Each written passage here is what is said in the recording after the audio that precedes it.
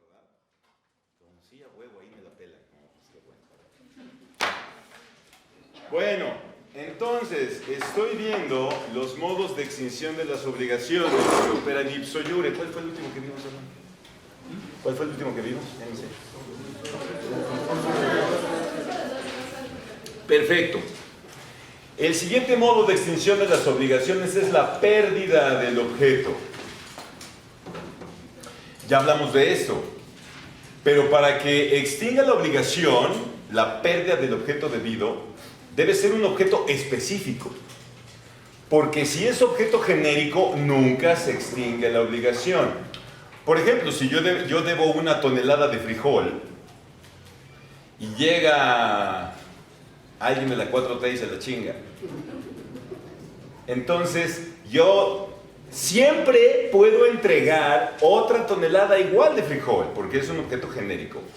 Para que se extinga la obligación tiene que ser un objeto específico, no debe mediar culpa o dolo por parte del deudor, y además no debe de estar en mora. Todo eso ya lo vimos cuando hablábamos de la mora, de la culpa, todas esas cosas. Cuando se extingue, no se extingue una obligación. Entonces aquí lo vamos a aplicar. Para que se extinga la obligación, objeto genérico, pero no puede ser, tiene que ser objeto específico, no puede haber culpa y además no puedo estar en mora. De lo contrario, si estoy en mora, no se extingue la obligación, como ya lo dijimos, porque el vínculo se perpetúa. Igualmente, si es objeto genérico, no se extingue, y si tengo culpa, peor, tengo que pagar daños y perjuicios. Bueno, siguiente. La muerte o la incapacidad de una de las partes. Dime. En el caso de la clasificación de ese objeto, que se conoce como fungible, ¿desde Roma lo establecieron así? Sí, o sea, ya habíamos dicho el objeto fungible, bueno, lo dijimos en el curso anterior. El objeto fungible es el que es libremente intercambiable, ¿no? Pero no necesariamente, o sea, habíamos dicho que a fuerza tiene que ser genérico, pero no necesariamente es consumible, porque en eso se confunden muchos, ¿verdad? Entonces puede ser no consumible, puede ser fungible y es genérico. Como un libro en la librería, tiene todas esas características, ¿no? Ya, pero si es mi libro que está subrayado, pintarrajeado con monitos y cremas y todo, entonces ese es no fungible. Muy bien. Entonces, insisto, la muerte o incapacidad posterior de alguna de las partes. Hay algunos contratos, no todos, que se celebran por las cualidades personalísimas de una de las partes. Por ejemplo, cuando yo le doy un poder a alguien, no se lo doy ni a su hijo, ni a su sobrino, ni a su esposa, ni a nadie, a él solamente. Entonces, ¿por qué? Porque me interesa que esa persona sea la que me represente. Porque le tengo confianza, porque tiene determinadas características, porque posee determinados conocimientos, porque tiene determinados conocidos, por cualquier otra cosa. Entonces, cuando tengo esa característica en este tipo de contratos, entonces, evidentemente, cuando esa parte fallece, o incluso la otra, porque igualmente cuando yo acepto representar a alguien, no es a cualquiera. Esa persona debe tener ciertas características para que yo admita representarlo. No estoy representando a sus hijos, y no estoy representando a su esposa, y no estoy representando a su papá. Lo estoy representando a él, porque con él me interesa a él representar. Entonces, si llega a fallecer cualquiera de los dos, el contrato se extingue. Pero solamente en este tipo de contratos, que se llevan a cabo por las características personalísimas de cualquiera de los contratantes o de los dos contratantes. En ese caso, si fallece o le sobreviene a una incapacidad, que puede ser una enfermedad mental o cualquier otra característica malviviente, entonces, en ese caso, también se va a extinguir el contrato. En Roma, si le sobreviene el capitis de minucio, si entra bajo la patria potestad de otra persona, allí no. Necesita perder el status civitatis, debe dejar de ser ciudadano romano, porque los ciudadanos romanos son los que tienen la capacidad para celebrar actos jurídicos. no necesariamente los paterfamilias, pero si alguna persona pierde el status civitatis por alguna pena, por algún delito que haya cometido, entonces también, igualmente, se va a extinguir el contrato por, insisto, solo el celebrado por las características personalísimas de alguna de las partes. ¿De acuerdo? Bueno, siguiente. El abandono del objeto.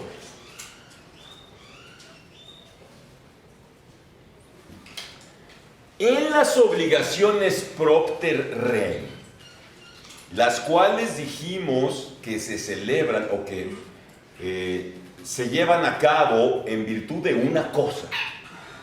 Ay, cabrón, sonaste como rechinado. Entonces, estas obligaciones propter rem que se celebran con relación a una cosa en específico, ya dijimos cuáles. Dijimos que la servidumbre de paso. Dijimos que también el muro medianero, esa barra que no sabemos de quién es, que ya encontramos allí y quién sabe quién la hizo. Seguramente Dios la erigió para que crean en él. Y entonces, porque eso también me llama de verdad, o sea, es muy chistoso los milagros, ¿no? Ya les dije, Dios siempre queda bien. Dios siempre, nunca la caga, ¿no? Si yo le pido algo y no me lo da es porque me pone a prueba, pero si me lo da es porque me quiere mucho. Pero si se tarda un chingo es porque los tiempos de Dios son perfectos para mamá. Entonces, ¿por qué? Si Dios quisiera que creyera en Él, ¿por qué no pone un mensaje en la luna gigantesco que todos podamos ver? Algo así, ¿no? Hay que digas, no mames, solamente pudo haber sido Dios, ¿no? O sea. Bueno, entonces, pero a ver, ¿qué característica tiene esta situación? Como la obligación nace en virtud de la cosa, porque yo tengo la propiedad sobre un objeto. ¿Cuándo dejo de tener esa obligación? Cuando abandono la propiedad del objeto. Eso significa abandonar el objeto. Abandonar el objeto no es aventarme ya que se chingue. No, porque yo sigo siendo el dueño. Sobre todo porque las obligaciones propter rem surgen en bienes inmuebles. Entonces, para que se extinga la obligación propter rem, si yo abandono el objeto, renuncio a la propiedad. Y puedo renunciar a la propiedad de muchas formas. Lo puedo vender, lo puedo regalar, lo puedo ceder, se lo puedo regalar al otro vecino para que deje de estar chingando. Lo que sea, si yo abandono el objeto, renuncio a la propiedad, obviamente se extingue esa obligación propter rem. Eso significa abandonar el objeto, renunciar a la propiedad. Que pasa lo mismo en ciertos bienes muebles. Cuando yo los arrojo deliberadamente a la calle o al mar o a cualquier otro lugar, estoy renunciando a la propiedad cuando los arrojo deliberadamente. Cuando la novia se emputa y le dije esta chingadera que me regalaste, chingue su madre, la avienta, ya no es de ella. Y el que se lo encuentre es de él, por haberlo aventado. ¿Para que no ande aventando sus cosas? Es una pendeja. Y más por corajes pendejos. Bueno, y la última forma de extinción de las obligaciones que opera ipso iure es que la obligación principal extingue las obligaciones accesorias. Obviamente una obligación accesoria no puede existir por sí sola, requiere de una obligación principal para existir. Entonces, en el momento en el cual la obligación principal se extingue por cualquier motivo, sea por pago o por cualquier otra circunstancia de las cuales hemos descrito, todas las obligaciones accesorias también se van a extinguir porque no pueden tener una existencia independiente de la obligación principal. Entonces, evidentemente, lo accesorio sigue la suerte de lo principal. Al extinguirse la obligación principal, también se extinguen las obligaciones accesorias. Y estas son las formas de extinción de las obligaciones que operan ipso iure. Ahora vamos a hablar de las que operan ope excepciones, que ya dijimos que las obligaciones, los modos de extinción ope excepciones tienen una diferencia muy grande. A diferencia de las ipso iure, en las cuales sí se extingue la obligación por completo, en las ope excepciones no. La obligación sigue produciendo efectos, aun cuando ya se haya extinto. Lo que se le da al deudor es una defensa procesal, una excepción para que la oponga en contra del acreedor si éste pretende cobrar la obligación que ya se extinguió. Por eso se llaman OPE-excepciones, porque lo que vamos a entregarle es una excepción, una defensa procesal al deudor para que no deba pagar la obligación. ¿Cuáles son estos modos de extinción que operan por excepción? En primer lugar,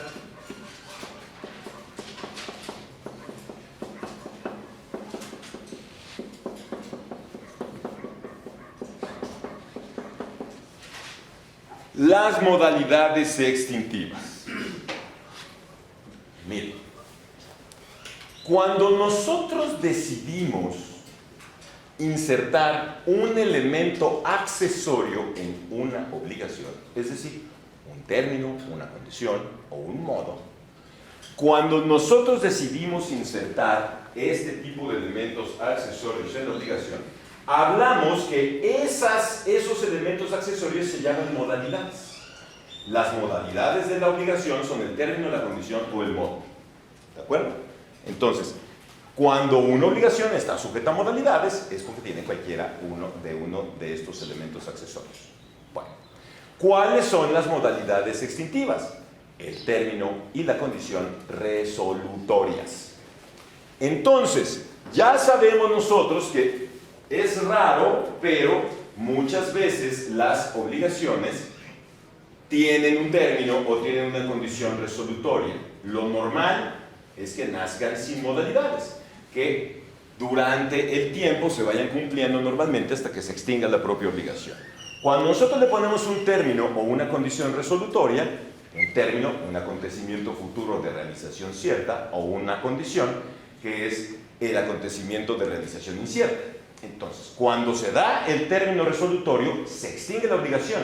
Sin embargo, o la condición resolutoria igual, sin embargo, puede darse el caso en que el acreedor de todos modos me intente seguir cobrando y yo alegue que ya no le debo de seguir pagando porque ya se extinguió la obligación, toda vez que había un término resolutorio o una condición resolutoria.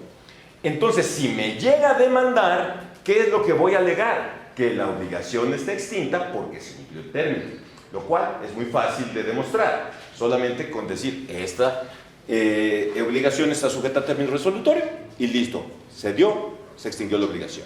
La condición, como les dije, como es un acontecimiento incierto, siempre está sujeta a prueba. Es decir, que la verificación de la condición siempre se debe demostrar. Por lo tanto, en el momento en el cual se verifica la condición resolutoria, si bien es cierto que yo tengo una excepción para seguir cumpliendo con la obligación, no menos cierto es que yo le tengo que demostrar al juez que ya se cumplió con la condición. Le debo demostrar, dar todo el caudal probatorio que yo requiera para decir, a ver, güey, esto ya no se me puede seguir cobrando. Y en ese momento el juez va a dictar una sentencia estableciendo que la obligación ya se extinguió y por lo tanto no se puede seguir cobrando.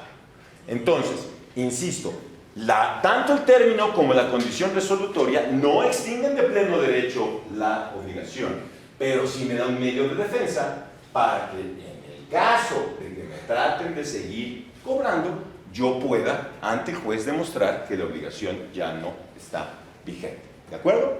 Entonces, esa es el primer modo de extinción de las obligaciones que opera por excepción. Siguiente.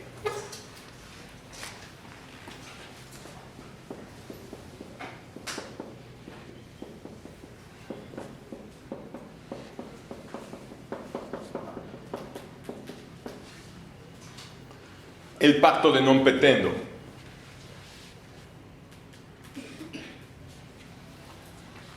Como ustedes saben, la remisión de la deuda, el perdón de la deuda, se hace mediante ¿qué cosa? La chaptilacio, ¿qué es? Un pago imaginario.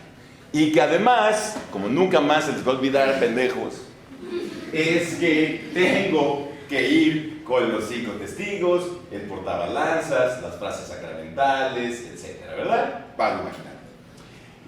Ya les dije también, ya saben ustedes, que cuando no se respetan las formas, eso se llama pacto. No puede ser un contrato, sino es un pacto. Y que la mayor parte de los pactos eran nudos, es decir, que no producían efectos más que naturales, producían obligaciones naturales, y había muchos que sí producían obligaciones civiles. En este caso, el pacto de non petendo es la promesa en la cual se está perdonando la deuda, pero sin formalidades. Yo le digo simplemente al deudor que ya no estoy interesado en que me pague, que le perdono la deuda, pero sin llevar a cabo las formalidades propias del acceptilatio. Cuando celebro el acceptilatio, de forma completa, ipso iure, se extingue la obligación. Cuando hago este pacto de non petendo, va a ser exactamente lo mismo que las modalidades extintivas. Si a mí en algún momento el acreedor me quisiera demandar el cumplimiento, yo tengo que oponer una excepción de que me perdonó la deuda. Obviamente está sujeto a prueba. Yo tengo que demostrar que efectivamente me perdonó la deuda para que el juez declare procedente mi excepción y por lo tanto no pague esa deuda. Dime.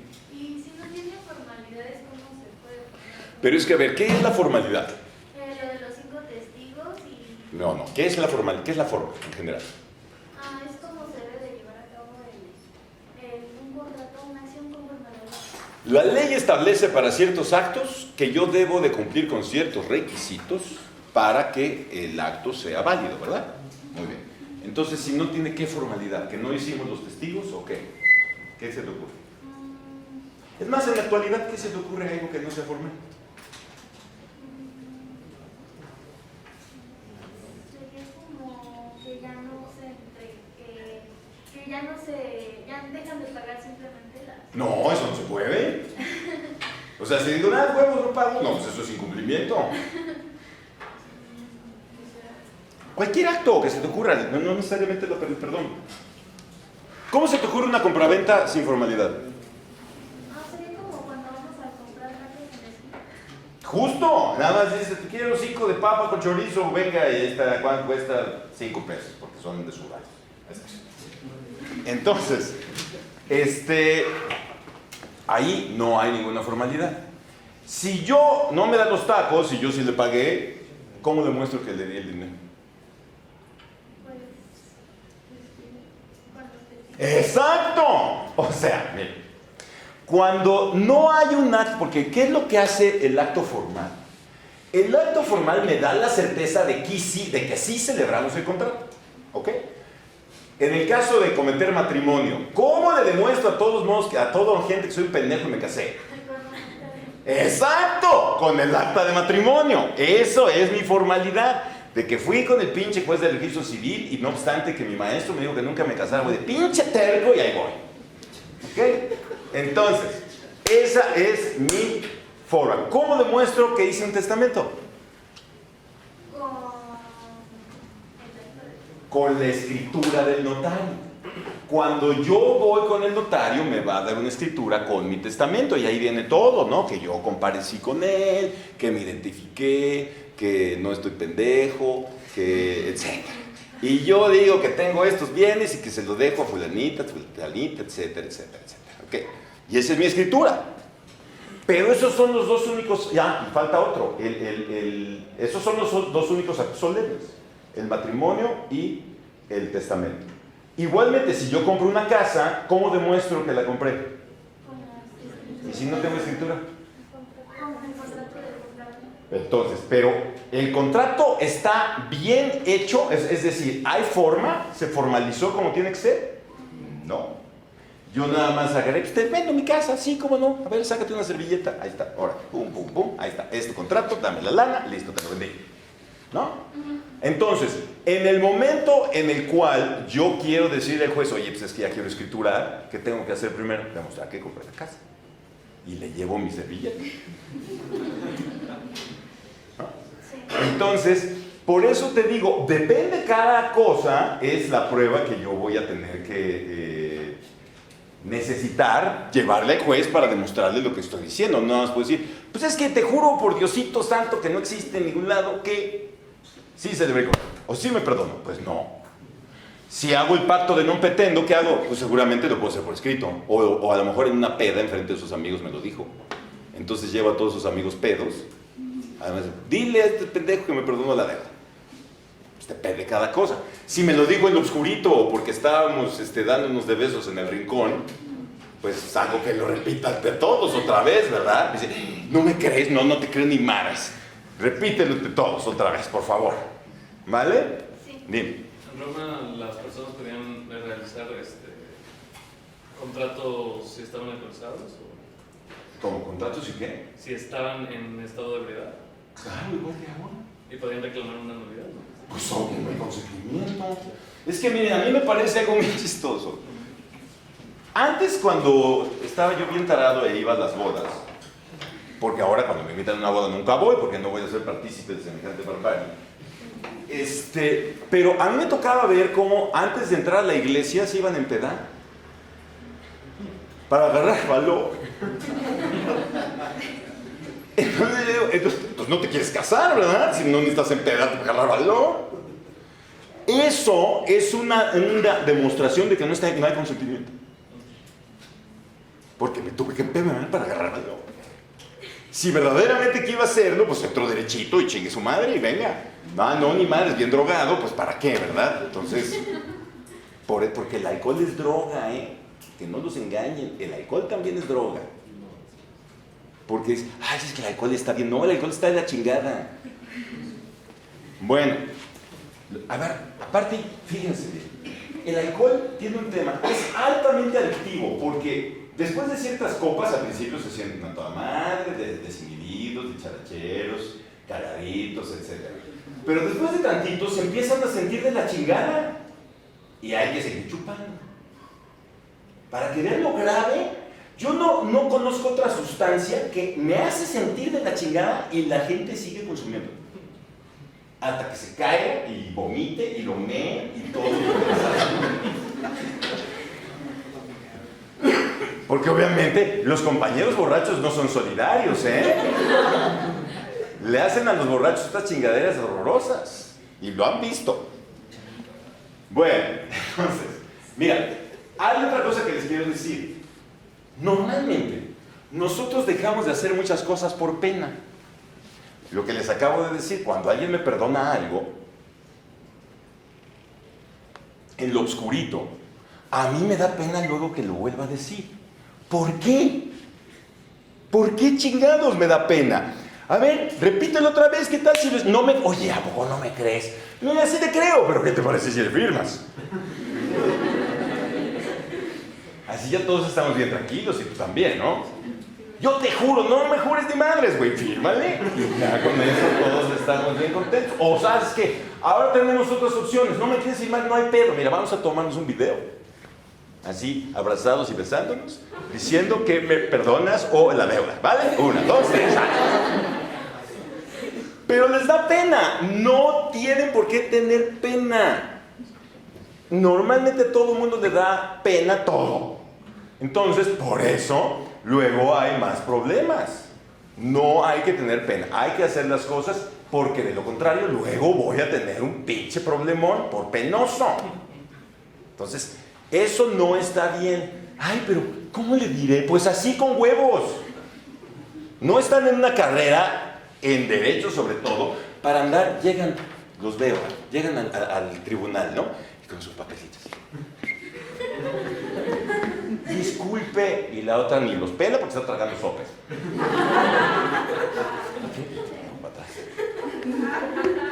Ya dejó de tragar y obviamente, oiga, ¿qué chingados quieres? No, al rato regreso. Pues así no es, obviamente. Entonces, porque además, otra cosa, cuando uno va a una oficina pública, el servidor público está obligado a tratarnos bien. Yo cada vez que hace algún güey del tribunal y les ha tocado un chingo de veces, le pinche cae que le meto, aunque no esté en mi sala. porque nosotros nos teníamos que portar de otra manera. Entonces, si nada más ustedes no pueden decir, a ver, pendeja, no saben bien. ¿Verdad? Pero si lo piden educadamente, la otra persona lo tiene que hacer porque es su trabajo. Entonces, que no les dé pena, la neta. Y hay otra situación, miren, también, la gente súper mal educada. Todo el mundo es súper mal educado. ¿Y saben por qué son mal educados? Porque hay gente que le da pena. Porque en el momento en el cual a alguien le hacen una grosería, como a mí, ¿usted cree que yo me callo? No mames, le digo hasta lo de lo que se va a morir.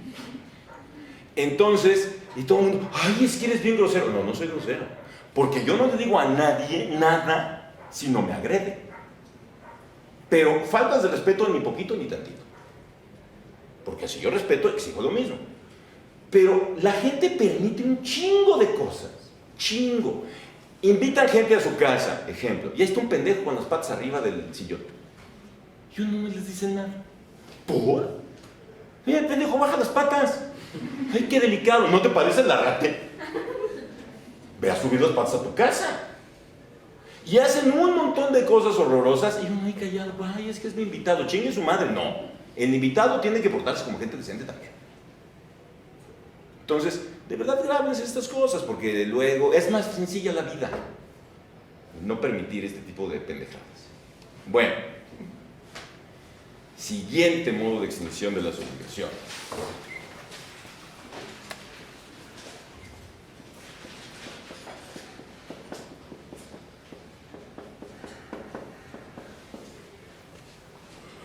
La compensación.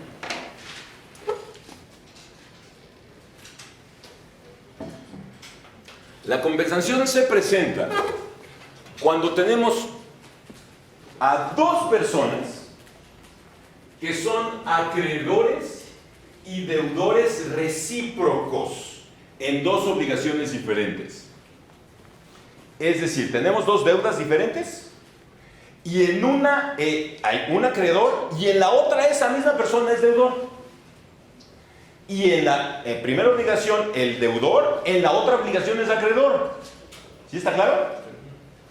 Por eso son acreedores y deudores recíprocos. ¿Y cómo opera la compensación? Que es a la cantidad mayor, a la deuda mayor, se le va a restar la deuda menor y solamente se va a pagar el superfluo, es decir, lo que resta. ¿De acuerdo? Entonces, eso es la compensación. A la deuda mayor se le resta la menor y solamente se deberá pagar lo que resta. Para que opere la compensación, las dos deudas deben de estar vencidas. Porque si no están vencidas, no son exigibles. Además, deben de tener el mismo objeto genérico. Vencidas y con el mismo objeto. Porque si yo debo sandías y el otro debe un elefante, no se puede. Entonces tiene que ser el mismo objeto. A menos que los dos nos pongamos de acuerdo en valuar y que lo que se haga es pagar en dinero. Pero nos tendríamos que poner de acuerdo. Entonces tiene que ser el mismo objeto genérico y las dos deben de estar vencidas. De lo contrario es imposible hacer compensación. Porque si una deuda todavía no es exigible, no puedo yo compensarla, porque todavía no es el momento de pedir su cumplimiento. Bueno, ok. Entonces, con esto terminamos los modos de extinción de las obligaciones y ya terminamos ahora sí de hablar de las obligaciones. Me imagino que si platican con sus otros compañeros ya casi acaban el curso. Entonces, apenas estamos acabando obligaciones. Y vamos con el segundo tema del curso, que son las fuentes de las obligaciones. Qué bueno que les dé gusto. Bueno. Primeramente, vamos a estudiar la fuente más grande de las obligaciones, que son los contratos. Los contratos. Los contratos en Roma son de 4 tipos. Antes, hay contratos nominados.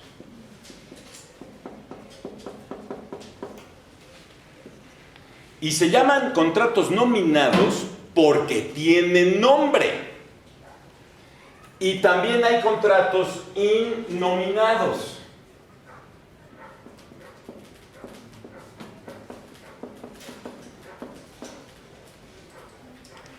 Los contratos innominados no tienen nombre, solamente describen conductas.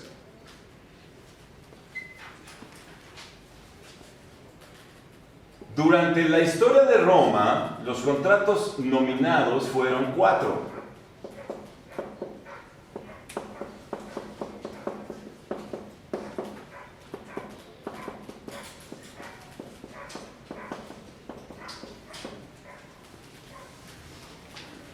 Verbis, literis, re y consenso. Los contratos verbis son aquellos que se perfeccionaban con la utilización de ciertas frases. Obviamente, desde luego los vamos a ver todos muy a detalle. Los contratos literis son aquellos que se perfeccionaban con la inscripción del contrato en ciertos libros.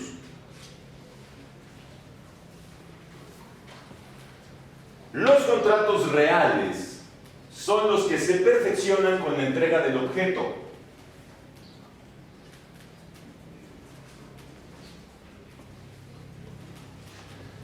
Y los contratos consensu son los que se perfeccionan con la simple manifestación del consentimiento.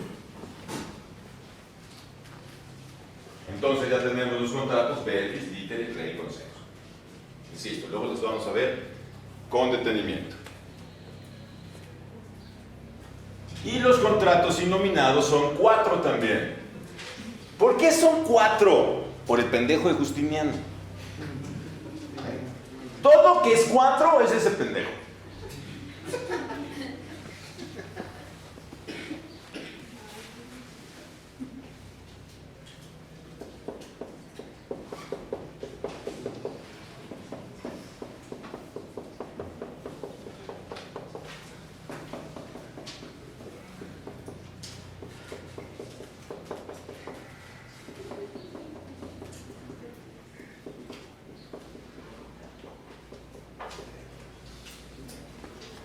Y obviamente también son 4 por ese pendejo. Y ahorita vamos a ver, por aquí es clara la pendejada de inmediato. Entonces, solo describen conductas. Do ut des, do ut facias, facio ut des, facio ut facias. Que es, sin albur, doy para que des, doy para que hagas, hago para que des y hago para que hagas.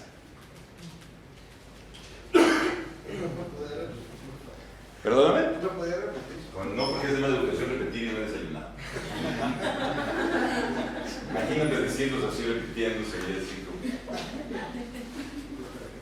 Doy para que des, doy para que hagas, hago para que des y hago para que hagas.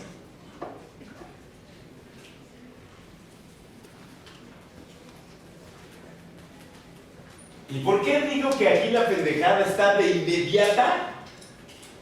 Porque este y este son el mismo.